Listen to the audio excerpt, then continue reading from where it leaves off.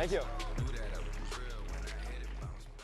So how many of you guys are like me, and when you go to the movies, you like to smuggle small snack items in your pockets, like to save money on concessions? Do you guys do this? Yes? Okay. So I went with some of my friends. We were in a movie theater parking lot a couple years ago, and one of my friends pulls out of his shopping bag, not like small fun-size candy, but a 2-liter of Coca-Cola Classic. And I'm like, really? Like, look at our pockets. Like, what were you thinking? Now, very important side note to this story. When I buy pants, I take them to the tailor, and I get like the leg cut off and then get it sewn up, because obviously I don't need the left pant leg.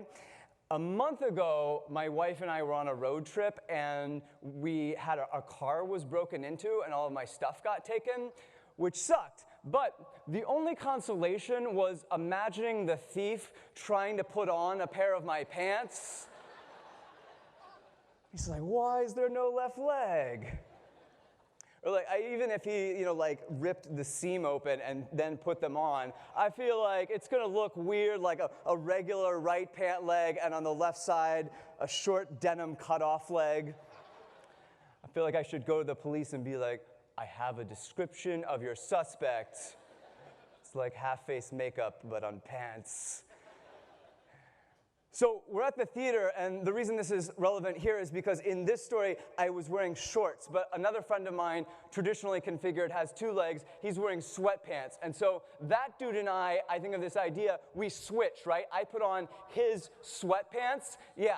And then I take the 2-liter, and I put it inside of the left pant leg, and then tie a knot like underneath so it hangs and looks like my leg is cut off like down here. Yeah, and I'm thinking this is like the greatest idea of all time, obviously. And I walk into the theater lobby like, yeah, and then I look down, and the 2-liter is just swinging. Just so not anatomically correct. And I stop for the person to tear my ticket, and I look down, and the 2-liter's just continuing, and people are staring, obviously. Don't stare at me. You know that's rude.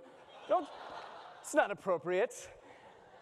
And there's a security guard, too, and he's looking, and I feel like he knows something weird is going on here, but like, what could he possibly say that would not sound so inappropriate? Excuse me, sir, I noticed that there's like a problem with your leg. Oh, yeah, thank you for reminding me. I lost my leg last week, and I forgot. I came in the movies. I was so happy for a moment. And so, so we went into the theater, and I pulled a 2-liter out of my pants, and cups, and my friends and I, we shared Coca-Cola Classic. But I just love thinking of that security guard, because like, if he thought there was something weird before, when I walked out 2 hours later with a leg a foot shorter, I feel like he must have known something strange was going on there. So that is, on the surface level, obviously a story about how what I've lost, that is, I lost my left leg to cancer when I was a child, what I've lost allowed me to smuggle a 2-liter into a movie theater and share a Coca-Cola Classic with my friends.